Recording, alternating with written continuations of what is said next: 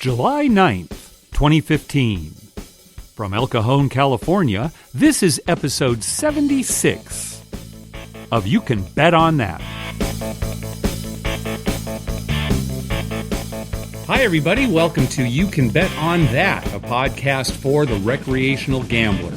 My name is Mark Duvall, and sitting next to me is Dr. Mike. Hello. So the internet loves, top 10 lists, right? Yeah, you know, these sure. different you go page through page, and usually it's just somebody's stupid opinion on something, right? And, well, they're quick and easy is what it is. yeah, it gets so you can read it fast. Hooks you in, yeah, right. yeah. It's like People magazine for the 21st century, right? Right. It's kind of mindless, Right. and you can go through real quick. That's what USA Today is. It's a daily People magazine. Yeah. Well, all right. So USA Today did this poll along with their travel website, 10best.com.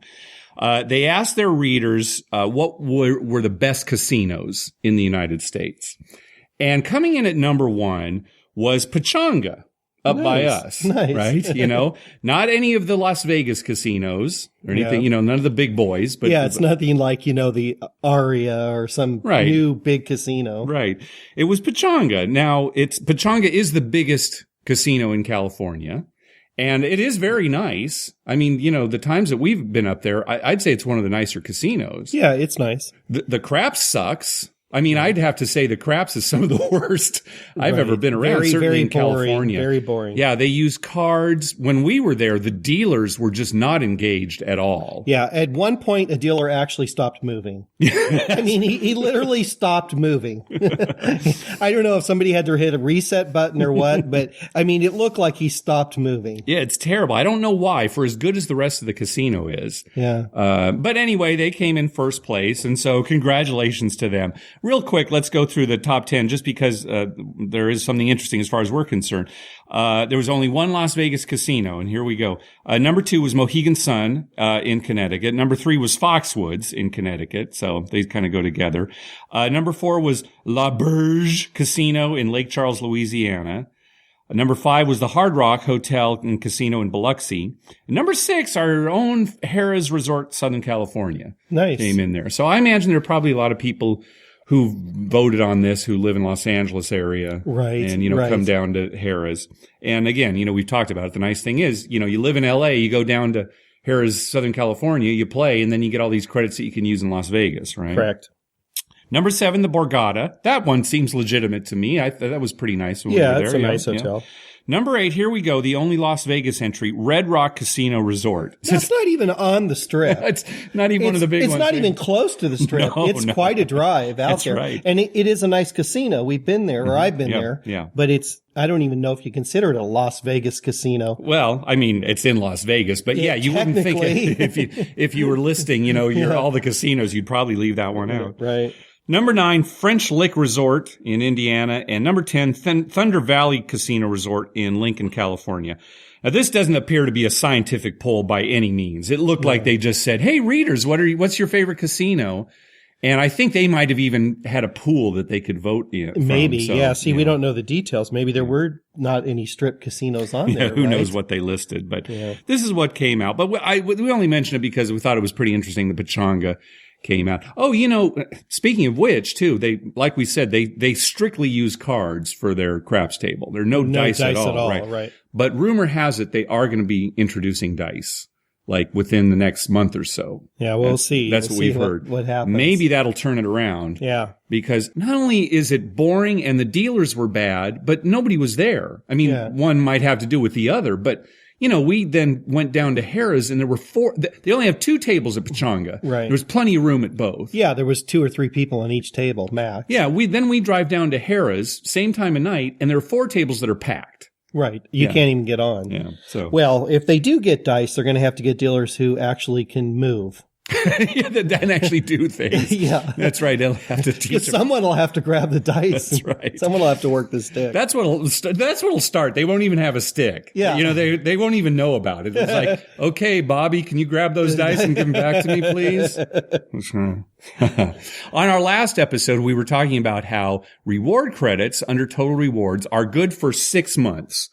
And the way that you can kind of extend that period is to just go into the casino and play. So if, you haven't been to the casino for 5 months and your reward credits are about to expire, go into the casino right away, play one hand of blackjack, and all your reward credits are extended another 6 months. Good. All of them. It's not like you lose any of them. Right. Every reward credit you have is extended for 6 months. We got a few responses from listeners saying, hey, going into the casino and playing is not the only way to extend those reward credits. Okay. So this now, according to Caesars Entertainment, are the different ways that you can kind of extend those reward credits. Number one that they list, of course, is going to the casino and play. Number two, they say, if you shop through their Total Rewards marketplace, that will also extend another 60 days. So if you go online, they've got this thing, Total Rewards marketplace, where you can go to all these retailers and buy. If you go through Total Rewards, when you buy stuff through these retailers, you get reward credits. Yeah. Are these prices jacked up? I don't think so. I think, this is not like using your reward credits to buy stuff. Yeah. Because when you do that, you pay jacked up prices. Yeah, it's like 2 to 1, something like that. Right. No, this is you actually go to the retailer's website, but since you kind of click through Total Rewards Marketplace, you get credit. And it says that you get 1 reward credit for every dollar you spend. Okay. Right. So that's another way to extend it. Now, by shopping through Total Rewards Marketplace, it says reward credits post to account in 45 days.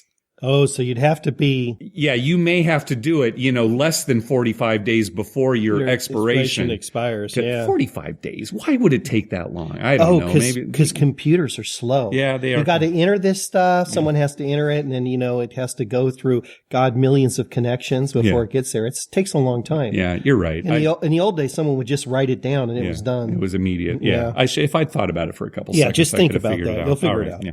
All right. The third way to extend your reward credits expiration is to purchase at least $5 in virtual coins by playing their Total Rewards social games on Facebook. Now, this is probably the worst way to do it. Right. But if you're because this is a ripoff. $5 in these virtual coins to play the game. Right. If you're desperate, though, let's say you've got like $500 in reward credits and they're about to expire. Right. It might be worth it for you to do this. To waste $5. Another way to do this. So again, this is through their Facebook games.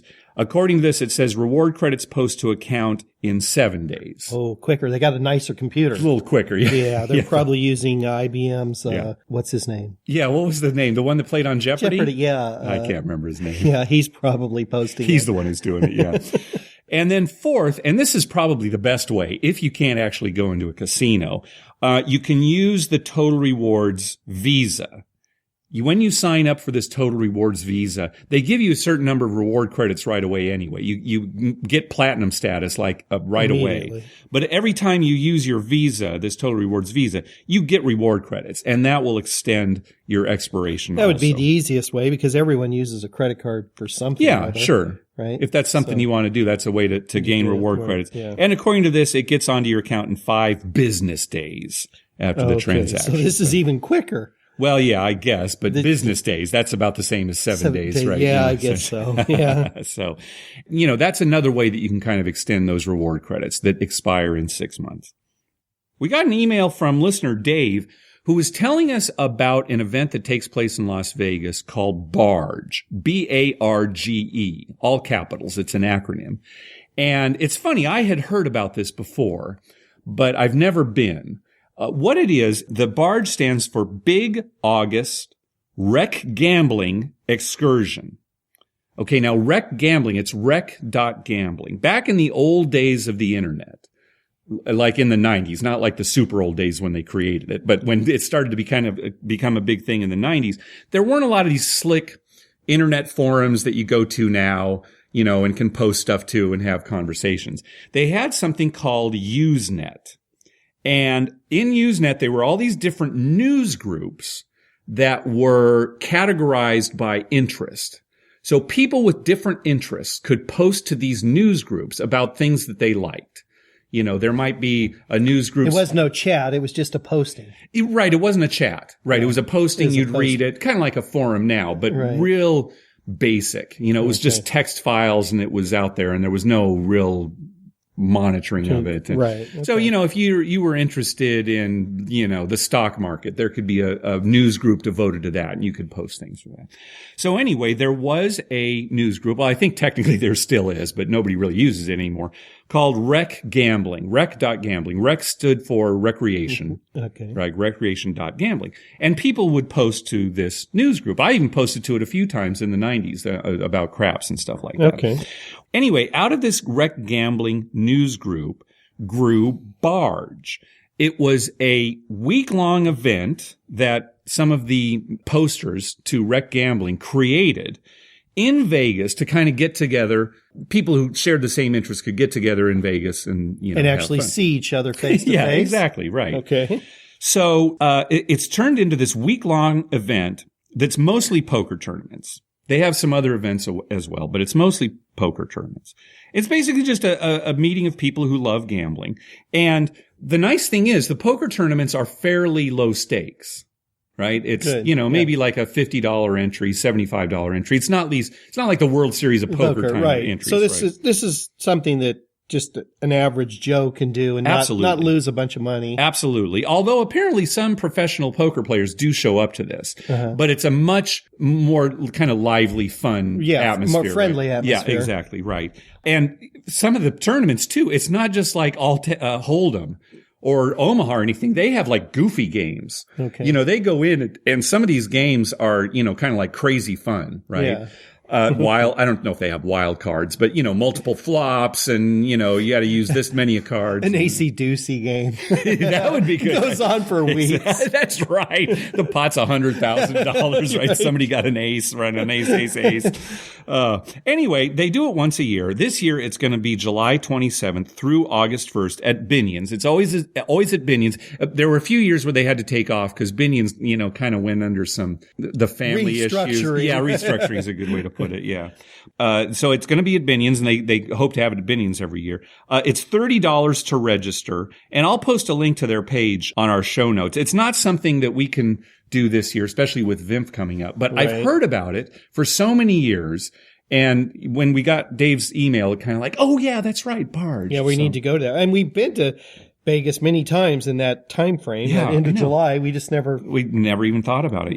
Yeah. Another nice thing too. Here's the thing. When we started this podcast, one of the things we kind of wanted to do was bring the home poker game to podcasting. There were plenty of, poker podcasts that dealt with just poker in general. Right. Professional poker. Yeah, that's usually what it was, following the tournament circuit, that kind of thing. Well, we thought, boy, wouldn't it be good to just, talk about home games and some of the kind of goofy games that you play. And of course, we've done that on our home game segment. At the Barge website, I'll post a link to this too. They have a big list of poker home games, right? Games that are kind of weird and, you got to discard here and you're playing this many number of cards, just like some of the tournaments they play. So I'm going to post a link to that. Okay. Good. Also, and this is so strange because I can't believe that I only recently stumbled upon this, but there is a podcast devoted to poker home game play. It's called the Top Pair Poker Home Game Podcast. And it's been going on since 2009. And I don't know how I missed this. Do they post regularly? Yeah, it's like every 2 weeks like us. Okay. Yeah. All right. And, I've only listened to like the last couple of episodes because I only stumbled on it. But, they try to talk about a lot of different topics. And I assume they've talked about different games in the past. The 2 episodes that I've listened to, they've been talking about the World Series of Poker a little bit since that's been going on. But one of the, hosts, his father hosts a home game, that they go to regularly. The current hosts on the show are Bruce and Robbie. So I want to give them a shout out, and I'll post a link to their page too. But yeah, there's actually a podcast devoted to home games. There's probably something for everybody out there. We just haven't come across it. I know. That's so funny. I can search and search and search. And, then suddenly it's like 2 weeks later. Oh, well, how come I wasn't able to find this to begin with? Yeah. Because they've been going up since 2009. They've got like over 200 episodes. The internet's a very complicated place. You might be right. Yeah. And I think that's a big part of it. I'll research it a little bit. Maybe I'll Google it. See what it says. See what it says about the internet. Yeah, that'll be good. Hey, thanks to everyone who's been clicking through our Amazon link. Remember, whenever you're going to buy something through Amazon, Go to our page first, youcanbetonthat.com, and click through our Amazon link at the top of the page. That way, when you make a purchase, we get a little kickback that helps cover the costs of hosting the show, and it doesn't cost you a thing. You'll pay the same price just like normal. I got through that perfectly. Yeah, that was great. That was really good. We're having a banner day. It's a good one. We're recording a lot earlier than we normally do, so we're fresh. Yeah, we're fresh. It's morning time. Yeah, I can see the sun. All right. We got an email from listener Shannon. Let me read it to you. In your opinion, on a hot shooter, do you make more money by making come bets and then rebetting after they win, or making place bets and pressing them? My observations have been that place betting is better and has potential for bigger wins. So what do you think, Dr. Mike? Well, yeah, I think place betting has potential for bigger wins if you're going to have a hot shooter. Right. If you knew ahead of time that this guy was going to roll, 60 rolls, yeah, then place betting would be the best because you could press it and, especially if they get stuck on a number and repeat a bunch of eights or something, you definitely have a better chance for a larger win. However, you don't know how long they're going to roll. Yeah. See, I agree with you. If you know ahead of time, yeah, absolutely place bets because you know that those sevens aren't coming. Right. And the 7 is what gives the come bet. One of the things that gives the come bet the advantage. If the 7 comes up when the come bet's right out there, you win, right? Beginning of the so roll. if you knew ahead of time that 7's not coming up, by all means make the place bets, right? It's positive EV because you are psychic and you know what's coming up. Right. But yeah, you make a good point. If you knew it, yeah, that's definitely be better. But how do you know? Without knowing, there's no real way to answer that question. What's better? Sure. I mean, what's better on a hot roll? Place bets. You just don't know when the hot roll is. Right. It's just knowing when a hot roll is. Yeah. Well, it's like when you, for a while there, were keeping track of every roll. Uh-huh. Mark was writing down every single roll. Yep. And afterwards, we would analyze it. And Mark would run it through a computer and you could say, oh, yeah, this would have been the best way to play. Yeah, yeah. And we would come up with the exact perfect way to play. And a lot of times we still didn't win any money, right? It still wasn't a winning roll. It still wasn't. There was no way to win. Right. But we could tell you the way to lose the least. Right. Now, I want to make sure that everybody is clear here that I wasn't writing down rolls to try to find some pattern or some perfect system. This was more out of curiosity. How did, our session go? Yeah. It was just more academic. Right. It was more academic. It was to look back and say, oh, if we had only done this, we would have turned out better. Right. And it's not like we're thinking, oh, that's what we need to do next time. No. No. The next time we played the same way we always play. Yeah. We just were curious more than anything else. Yeah. And sure, in hindsight, we could find a way to limit our losses or expand our wins, whichever way you want to think about that. But without that, there's no way to know. No. Mm-mm. And, it really, if you're asking what's the best way to play, well, come bets are better only because mathematically they're better. Yes. Right? That's the only. And here we should we make this point all the time. Yeah.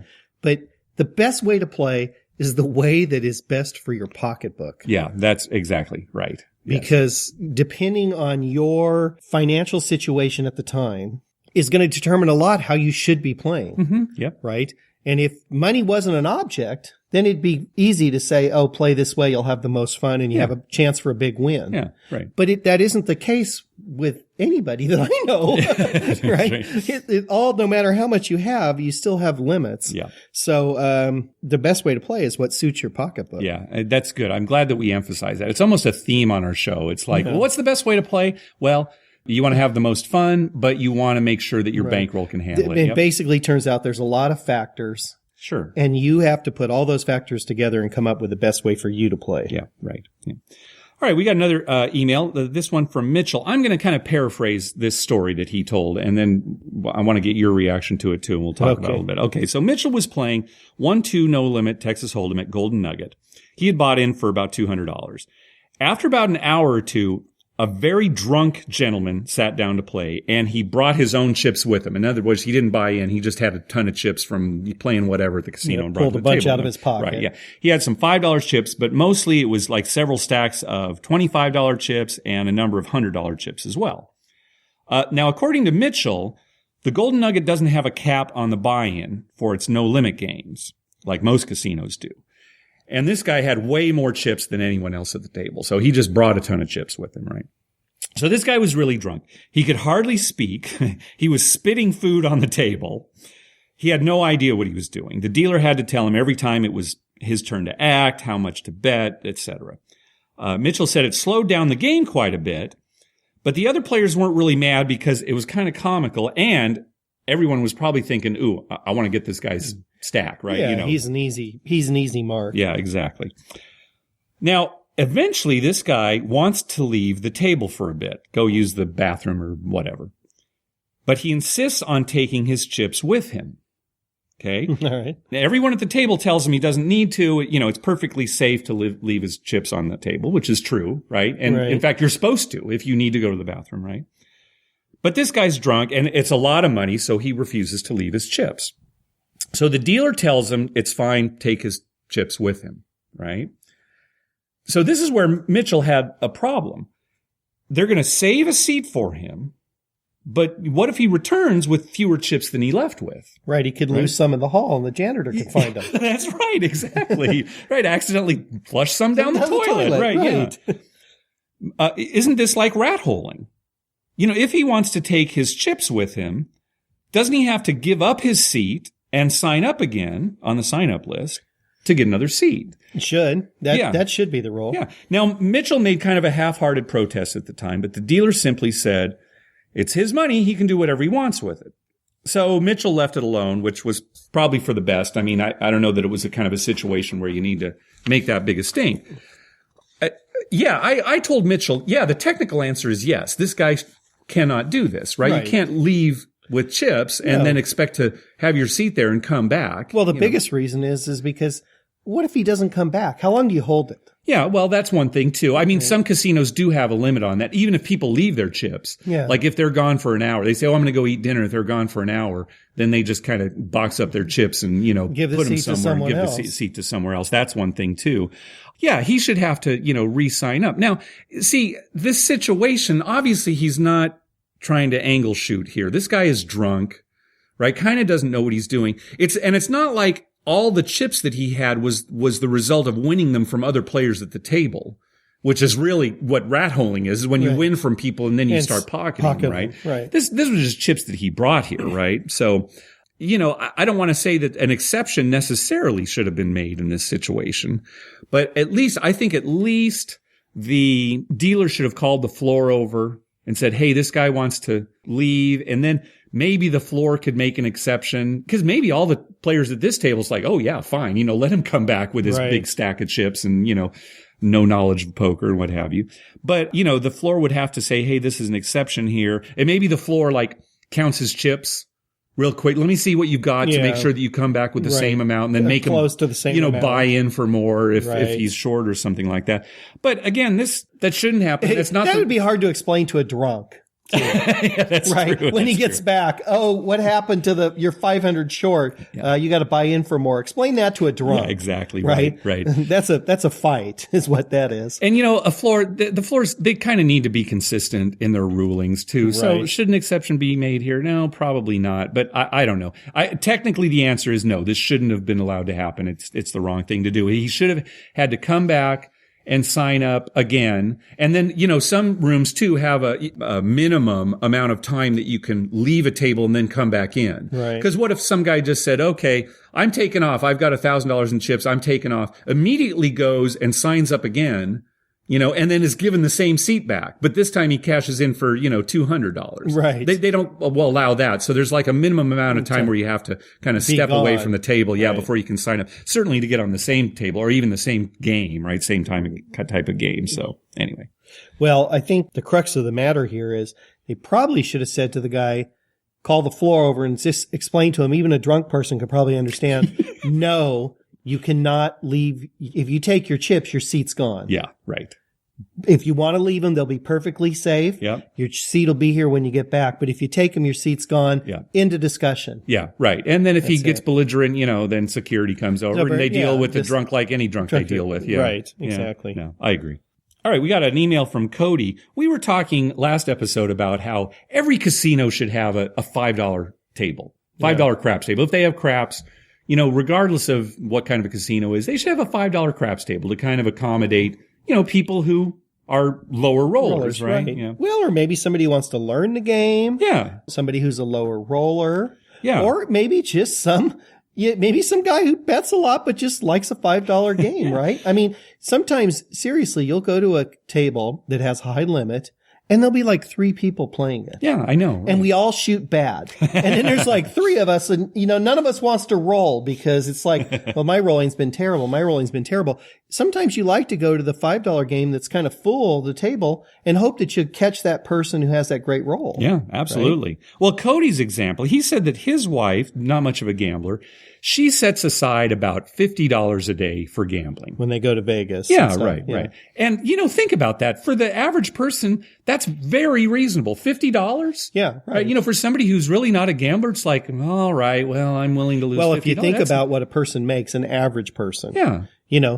That's a chunk of money of their daily wages. Their daily wages might be $100. Absolutely. So that's half a day's pay. Yeah. Right. So, that's why I think it's important to at least have $5 blackjack tables. You probably could play a while with $50 at a table. I know I've lost 10 hands in a row at a $5 table and then my bankroll's gone.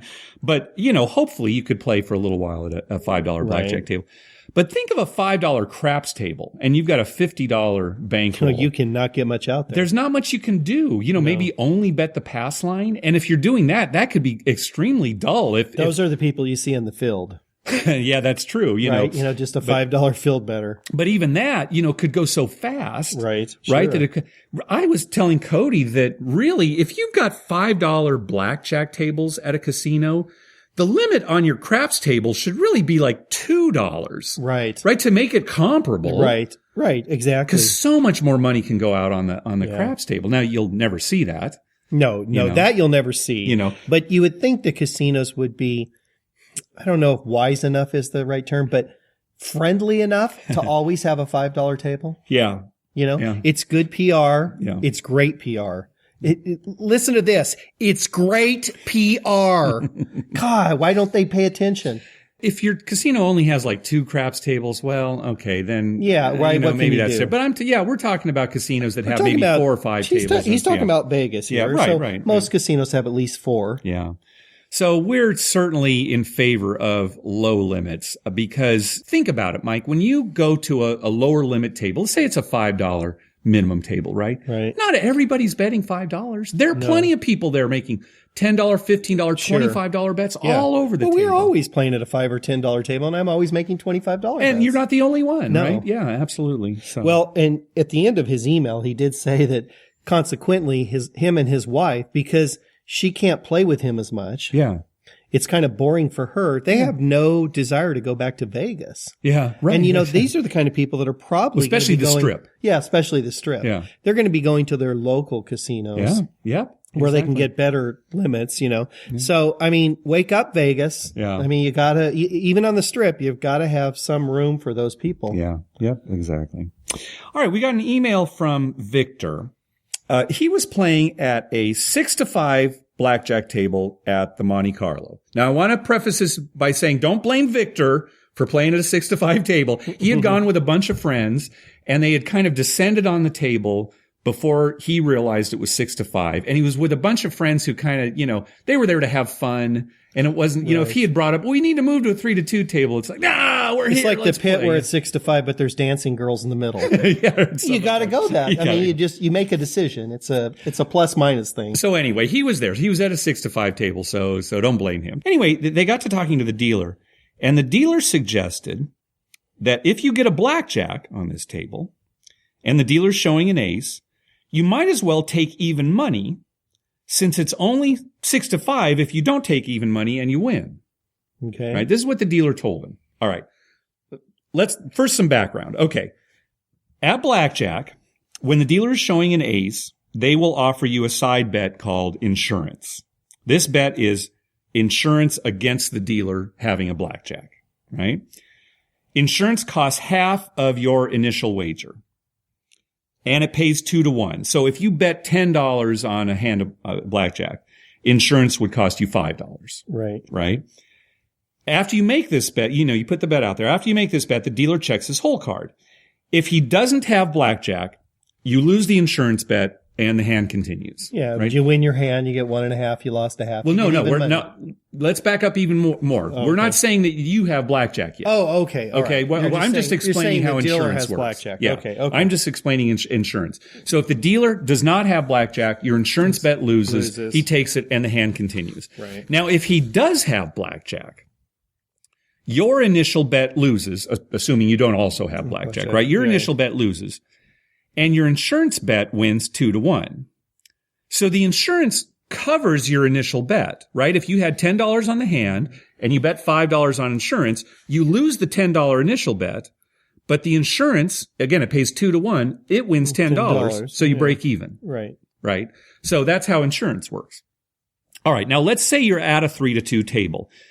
You have blackjack and the dealer is showing an ace. Okay? If the dealer doesn't have blackjack, you're going to win 3-2, right? $15 in our example, right? You have a $10 bet, you'll win 15. If the dealer does have blackjack, you'll push. You'll get right? nothing. Nothing, right? It's a push, right? If you both have blackjack. Okay, so what some people like to do in this situation is call out even money. And the dealer will pay them even money whether or not he has blackjack. Yeah, before he even looks. He doesn't even need to look. He'll just pay. That's right. Now, how does this work? Okay, when the player calls out even money, what he's really saying is, I'll take insurance. Yeah. Okay? So in our example, $10 initial bet, $5 insurance. Okay? If the dealer doesn't have blackjack, the insurance loses, and the $10 gets paid at 3-2. So $15 in our example. So the net profit for the player is $10. Even money. Right? He won 15 on the blackjack, but he lost $5 on the insurance, $10. Even money. Okay? If the dealer does have blackjack, the initial bet pushes, and the insurance bet pays 2-1, or $10 in our example. Even money. Right? So that's what they say. When you've got a blackjack, dealer has an ace, you say even money, they just give you even money. Okay. It's not a good bet. No. Insurance is never good. No, you should never take it. Right?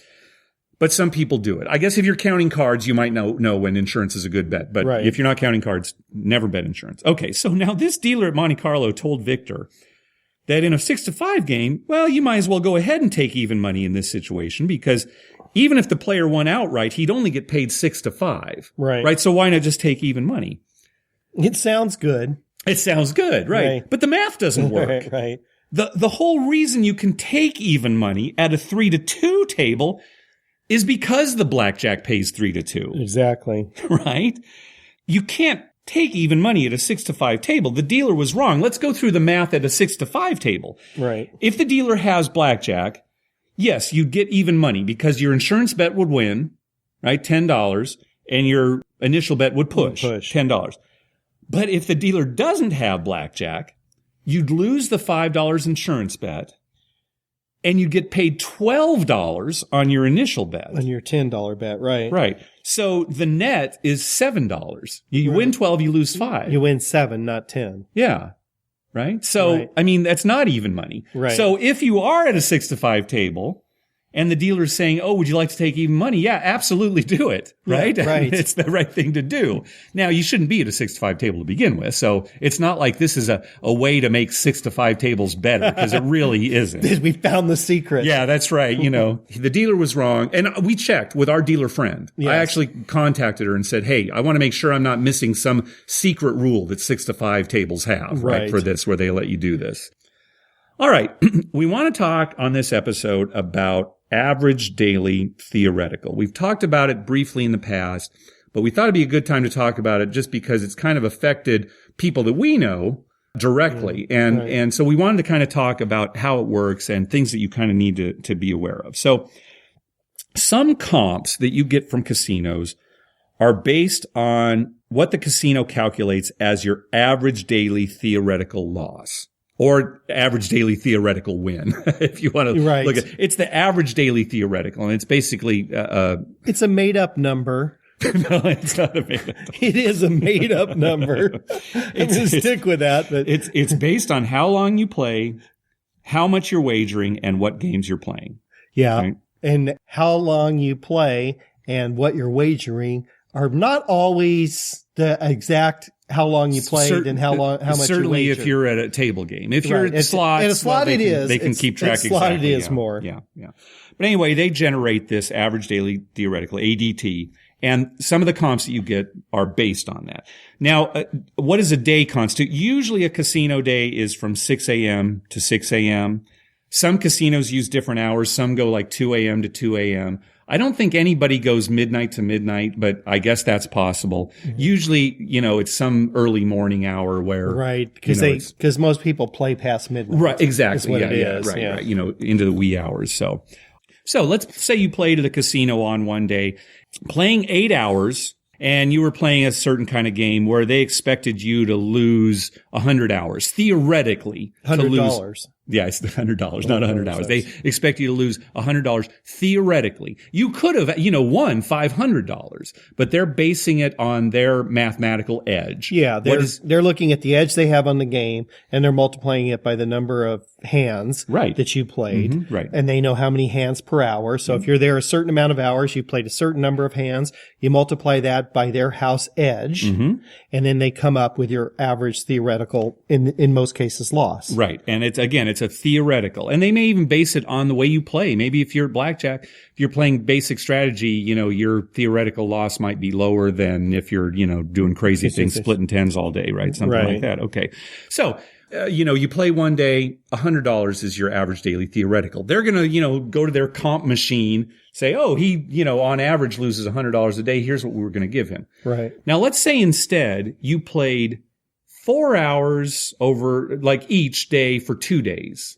Right. You're at a casino for a weekend. Yeah. So Friday night and Saturday, say you played 4 hours each day. Yeah. You're playing exactly the same, right? Same game, playing exactly. You're even playing the same number of hours. Right. But you're spreading it over 2 days. Right. Okay? So in essence, you're cutting your daily theoretical in half. Right. So in our example, your average daily theoretical now would be $50 loss, right? Same amount of time, but since it's over a period of 2 days, your average daily theoretical goes down. You're not going to get as good a comps. Correct. Right? Right. Because they're looking at saying, well, this guy only comes in and loses $50 a day. Right. Exactly. Compared to some guy who came in once every, 3 months or whatever and loses $100 a day. Yeah. Now, what can really hurt you is if you're playing at a casino regularly and you've got a pretty standard ADT, right? You play pretty much the same every day, right? Right. But then one day you go into the casino, maybe to get like a buffet or something, and, you're with some people and they say, oh, we're going to use the restroom real quick. And you say, okay, well, I'll just play $20 on this slot, right? Yeah, right. You're just waiting for them. Yeah. And I've done this a million times. Yeah. I put $20 in a slot machine and just go through it real quick while they're in the bathroom. Right. And say you're playing somewhere where your average daily theoretical loss is $100. You play $20 in a slot machine and that's all you do for the day. Your average daily theoretical for that day might be 20 cents. Right. And so if you were only there 2 days, the day before your theoretical was 100, the next day it's 20 cents, then it's $100.20 divided by 2. Yeah. So it's essentially it's $50, right? You've killed yourself by playing that stupid slot for just $20, right? Right. It's something you need to keep in mind, Well, it's hard because people, they don't think about this. Oh, of course not. And it's not really an issue if, let's say, you live in, Kentucky and you're going to Vegas for a weekend. Mm-hmm. And you're going to play at a bunch of different casinos. Yeah, right. You're not going to get a lot of comps anyway. Yeah, that's so true. it doesn't really matter if you put the $20 in. Yeah. What this does affect is the recreational gambler who goes to his local casino or goes to Vegas very frequently and plays in one place. Well, see, that's the thing. There are plenty of people who will go to Vegas, go to one hotel, stay there the whole time. Yeah, right. And play the whole time and expect to get some comps back out of that. Right. And they're not getting it if they hurt their daily theoretical. Well, here's one thing, too, in that example. Let's say you go to Vegas. Let's say you're there just for 2 nights, right? You get in late on Friday night. You go straight to bed. Right. I know that's a crazy example. It doesn't happen, but let's say it did. Okay. You wake up the next morning, you play like crazy all day, right? Yeah. And then Sunday morning, your flight is at like 12 o'clock. So Sunday morning you get up and again, I'll play just a little bit. Yeah. You play like 10 minutes at a table. Right. You eat breakfast, you go and play a little bit at a table. You've killed your average daily theoretical because of that Sunday morning play where you hardly gave him any action. Yeah. I hate this. Yeah, I know. I hate this. And here's why. It's the casino telling you, oh, don't play today. Yeah, really. Right? And once again, think about the PR. Yeah. What they should do. And here's another thing. Casinos, if anyone is got an ear open, why not, if a guy is, let's say he's $100 a day theoretical loss. Mm-hmm. Well, if he puts $20 in a slot machine on the next day, why don't we just ignore that? Yeah. Because he obviously didn't play his standard gambling, right? Yeah. Just ignore it. Put up a limit. Say, well, it has to be at least 50% of what he played his average is. That is true. If it's something so small, it's something and clearly, so small, right? Yeah. Then just ignore it. Yeah. And just say, this is an aberration. Yeah, right. There's got to be some kind of standard deviation thing that they can figure out, like, oh, this didn't fall within his parameters. Yeah. So we're going to ignore this. Maybe some casinos do it, although we have seen firsthand that some are not doing it. Yes, because they're not doing it. So and it's hurting them. So what you're doing is driving away a good player. Yeah, I know. Right? Yeah. Just take your business somewhere else. Yeah. Well, whether or not you like it, it's a fact of life, at least right now. Right, So, people need to be aware of it. So what you do is you go to that one casino for that one day. Yeah. Maybe your big bet. The next day, if you want to gamble, go to a different casino. That's true, right? If you have that option, just go across the street. Just go across the street to a different place and play your 20 minutes or 30 minutes. Give them your $300 or $400. Yeah, maybe a place you've never been before. Right. Because then suddenly you'll get into their system, and then maybe you will. Because a lot of times to a new player, they'll give some comps, right? Just to try to get them to come back. Yeah, that's true. Sure, and even like in San Diego, you just go to a closer casino to you than the one you normally go to, right? And give them your $300 or $400. Yeah. All right. So we want to remind everybody that VIMF is coming up in October. And just this last week, the Vegas Gang podcast talked about a new event that they're going to be having this year called the VIMF Hangover Casino Challenge Cup. All right. And right now it's scheduled for Sunday morning, thus the hangover. You're going to be hungover when you're doing this. Yes. It's right now it's scheduled for Sunday morning. They say they may change it to Saturday, but for right now it's Sunday. It is a private multi-game casino gambling tournament. Private meaning, VIMF members. There's going to be like a sign up ahead of time. And there's going to be a buy-in. It's real gambling. You'll buy in for a certain amount and you'll get a certain amount of tournament chips. Okay. And we're going to be playing in the high limit area of the Golden Gate. And it's basically kind of a round robin thing where you're playing a bunch of different games. And then whoever at the end has the most chips wins the tournament. And kind of like one of these, like where you might go and there's a slot blackjack tournament combined. Yeah, something like that. Yeah. You're playing different games. Now there's still, a lot of the details are still being ironed out. So we don't have any more details other than that. It's going to be in the Golden Gate high limit room, which I've never been into before. But I'm assuming they're not going to have craps because craps is fairly unusual in high limit rooms. You usually don't see it there. Yeah. So. Well, they usually don't mix the slot machines with the table games either in the high limit rooms. Yeah, that's true. I would suspect we're not going to play slots either simply because we're getting tournament chips, right? Right. But I imagine it's going to be like blackjack, baccarat, Pai-Gow. Yeah. Maybe some other odd game. Right. Stuff like that. And it looks like when you sign up, multiple people can sign up as one entry. Okay. Right. So I think that you and I, as a gambling podcast, we should have you can bet on that entry. We should probably have a you can bet on that entry.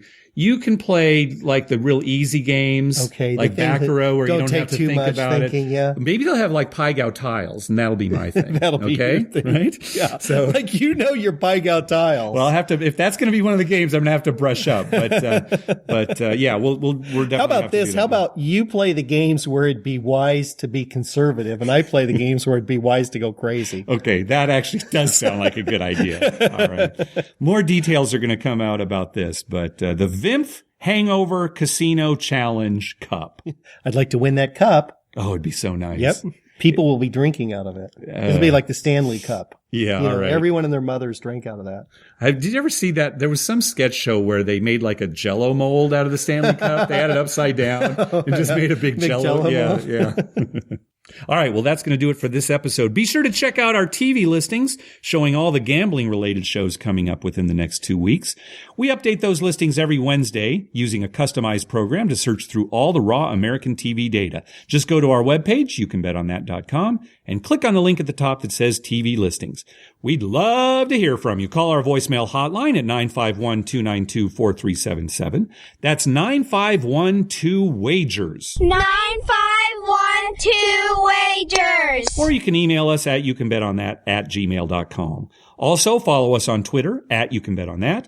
We always tweet when we're in a casino or on our way to a casino, and we'd love to meet up with you. Like us on Facebook at facebook.com/youcanbetonThat. And finally, head on over to iTunes and write a review on us. When you do, it helps us get new listeners.